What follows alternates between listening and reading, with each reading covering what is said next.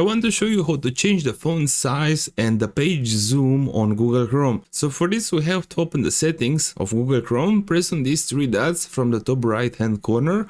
Now locate settings and press on it, and we have to find appearance. You'll find here in the left side menu. Alright, once you hit appearance, you'll find here font size. Let's click on custom, and after that we can select from small, medium, large and very large. But I want to show you something else. If you press here on customize fonts, now you can have few examples right here, and let's increase the font size from here. You can see if I drag it to the left, I will have smaller font size, and if I will go to the right, I will have bigger font size. And also you can select the minimum font size from here for every website. Alright, now I can close it, and also you can have a taste of how these sizes will behaves with different texts from Arial to Times New Romans and so on. Alright, now let's back in a little bit, and also down below you'll find the page zoom. If you'll select here a bigger page zoom, everything will increase, and also if you deselect it,